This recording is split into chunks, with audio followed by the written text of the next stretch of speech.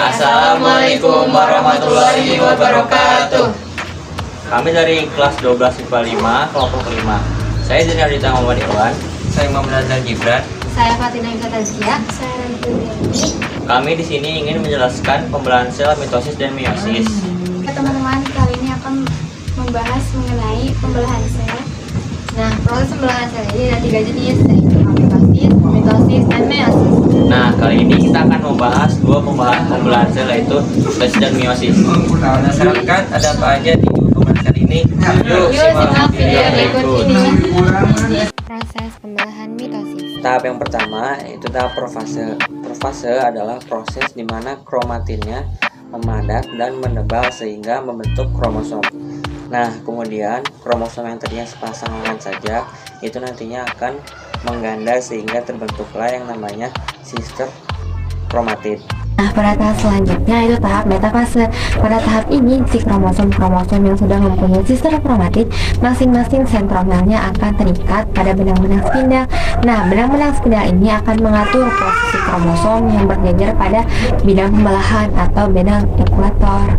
Pada tahap anafase, sister kromatid akan saling terpisah.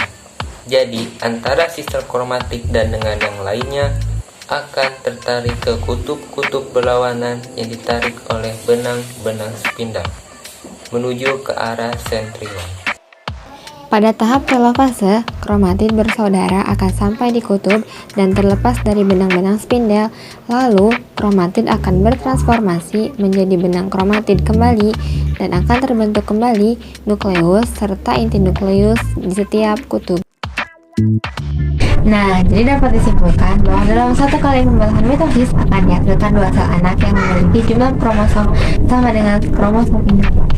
Selanjutnya pembelahan sel meiosis. Pembelahan sel meiosis ini adalah pembelahan sel yang menghasilkan 4 sel anakan yang masing-masing selnya memiliki separuh dari jumlah kromosom sel induk.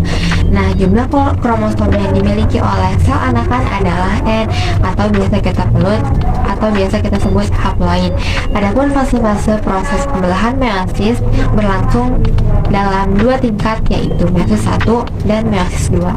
Proses pembelahan meiosis 1 adalah profase 1.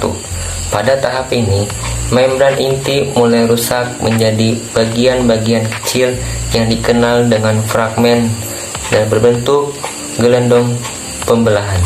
Tahapan berikutnya yaitu profase 1. Pada tahapan ini, kromosom berjajar pada bidang pembelahan. Kemudian tahapan anafase 1. Pada tahapan ini, kromosom homolog memisah dan bergerak ke kutub-kutub yang berlawanan. Berikutnya yaitu telofase 1. Kromosom homolog memisah dan bergerak ke kutub-kutub yang berlawanan. Kemudian, membran inti mulai membentuk dan sitokinesis menyebabkan terbentuknya 2 sel anakan yang bersifat haploid. Kemudian tahapan fase pembelahan meiosis 2 yang pertama yaitu profase 2, di mana membran inti mulai rusak menjadi bagian-bagian kecil yang dikenal dengan fragmen.